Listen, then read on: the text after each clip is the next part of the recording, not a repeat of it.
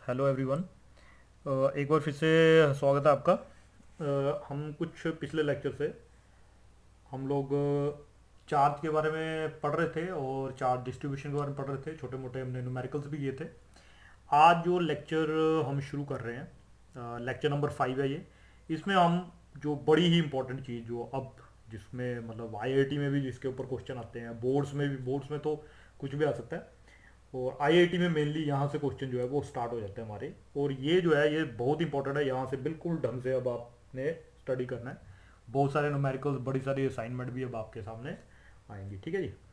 तो जो आज हम पढ़ेंगे that is called Coulomb's law.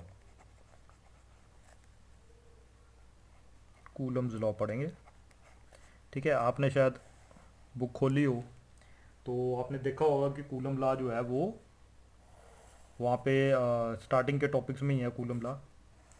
आप देखिए कूलम्स लॉ क्या। देखिए, मान लीजिए दो चार्जेस हैं, ये चार्ज Q1 है और ये चार्ज Q2 है, ठीक है। ये दो चार्जेस हैं और इन दो चार्जेस के बीच का जो डिस्टेंस है वो है हमारे पास R, ठीक है जी। दो चार्जेस हैं, उन दो चार्जेस के बीच का डिस्टेंस जो है वो हमारे पास R है और ये कहाँ पे हैं? इन वैक्यूम में है। कहाँ पे हैं? वैक्यूम में रखे हैं हमने दोनों चार्ज, ठीक है जी। तो कूलम्स लॉ बेसिकली लॉ है इन दोनों चार्जेस के बीच में कितनी फोर्स होगी उसका लॉ है कूलम लॉ। कूलम लॉ हमारे को बताता है कि इन दो चार्जेस के बीच में कितनी फोर्स होगी। दूसरा ये हमने बोला कि बड़ा इंपॉर्टेंट है, चार्जेस आर पॉइंट चार्जेस, ठीक है। पॉइंट लाइक मतलब उनका कोई स्ट्रक्चर नहीं है, वो उनका कोई डायमेंशन नहीं है, उनका कोई वॉल्यूम नहीं है, ठीक है। They are just very small size particles, ठीक है। बड़ा कम उनका साइज है, ठीक है। एज कंपेयर टू जो डिस्टेंस है उनके बीच में, उसके कंपैरिजन में उनका खुद का साइज जो है बड़ा छोटा है। उनको बोलते हैं पॉइंट चार्जेस, ठीक है जी। ओके, तो ये स्टेटमेंट क्या है इसकी? The force between two point charges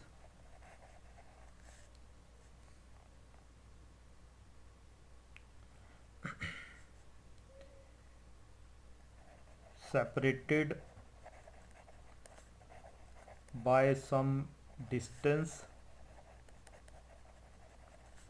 is directly proportional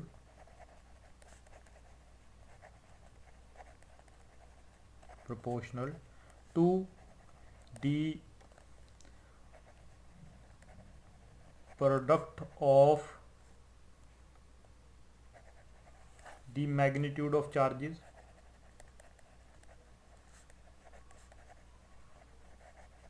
and inversely proportional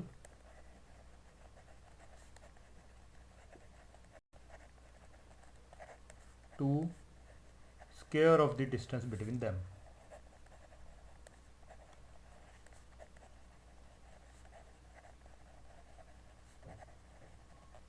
अब देखिए इसका मतलब क्या है।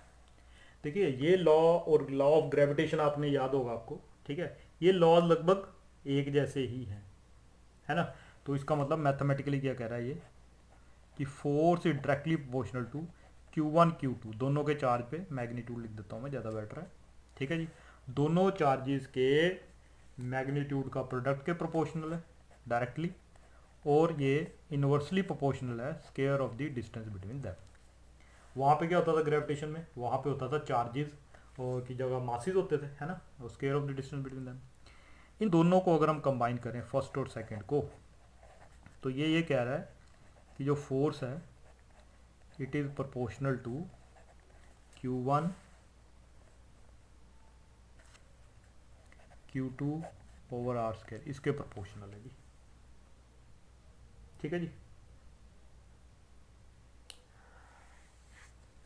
ठीक है, अब ये तो दो चीज़ें होगी। इसका मतलब इसको हम ऐसे लिख सकते हैं, F इज इक्वल टू के Q1 Q2 over R square. अब ये जो K है, K की वैल्यू क्या होती है जी? K की वैल्यू होती है 1/4πε0, ठीक है, जो कांस्टेंट ऑफ प्रोपोर्शनलिटी, और इसकी वैल्यू कितनी होती है 9 × 10⁹ newton metre square coulomb inverse square, ठीक है जी। अब इसमें ये क्या है, एप्साइलन बोलते हैं इसको, एप्साइलन नीचे इसके ओ लगा हुआ है, डॉट लगा हुआ है, ठीक है, जीरो लगा है, इसलिए इसको एप्साइलन नॉट भी कहते हैं। Epsilon not is called absolute permittivity, क्या कहते हैं इसको, एब्सोल्यूट परमिटिविटी, डबल टी है ये, एब्सोल्यूट परमिटिविटी और परमिटिविटी ऑफ फ्री स्पेस भी कहते हैं इसको। फ्री स्पेस मतलब ये वैक्यूम है, तो वैक्यूम के लिए एप्साइलन नॉट लिखते हैं, अगर कोई मीडियम होगा तो इसके लिए चेंज हो जाएगा ये। अब एप्साइलन नॉट की जो वैल्यू है वो कितनी होती है, अगर हम एप्साइलन नॉट की वैल्यू देखें यहाँ पे, तो वो जो वैल्यू होती है वो होती है 8.85 × 10⁻⁻12 newton inverse metre inverse square coulomb square, ठीक है जी।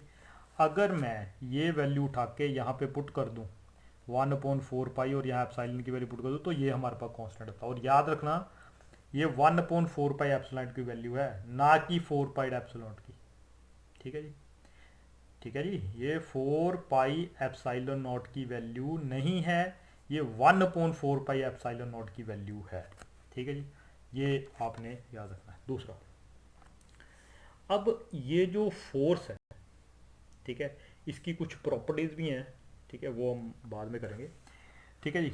इसको बोलते हैं फ्री स्पेस। अगर फ्री स्पेस नहीं होगा, कोई मीडियम होगा तो चेंज हो जाएगा हमारे पास, ठीक है जी, ओके जी। अब ये तो हो गया कूलम लॉ। अब हम यहाँ पे इसको थोड़ा और आगे पढ़ते हैं। ये तो हो गया जी कूलम लॉ के बारे में। अब जो कूलम लॉ है वो वेक्टर फॉर्म में कैसे लिखा जाए, ठीक है।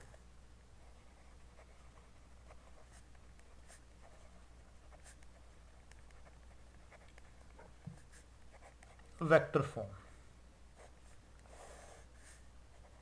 ठीक है। वेक्टर फॉर्म में लिखने के लिए हम क्या करते हैं, ये एक्स एक्सिस आ गया, वाई एक्सिस आ गया, जेड एक्सिस आ गया, ठीक है जी। यहाँ पे दो चार्जेस हैं, पहला चार्ज और ये यहाँ पे दूसरा चार्ज। दूसरे चार्ज का r1 आ गया, दूसरे चार्ज का जो पोजीशन वेक्टर r1 आ गया, और पहले चार्ज के पोजीशन वेक्टर आ गया, सॉरी r2 आ गया, दूसरे का पहले वाले का r1, ठीक है जी। दोनों का पोजीशन हमारे को पोजीशन वेक्टर मिल गया ओरिजिन से, ठीक है। अब इन दोनों की जो फोर्स होगी वो ऐसे होगी, ठीक है, ये इधर को फोर्स लगाएगा और ये इसको इधर को फोर्स लगाएगा, ठीक है जी, ठीक है। अब ये जो फोर्स एक दूसरे पे लगा रहे हैं, वो फोर्स जो होगी उसको कैसे लिख सकते हैं, इनके बीच का डिस्टेंस कितना हो गया, वो हो गया, या तो r12 लिख लो उसको, या r21 लिख लो, एक ही बात है, ठीक है। r21 हो गया 2 से 1 वेक्टर और r12 हो गया 1 से 2 वेक्टर।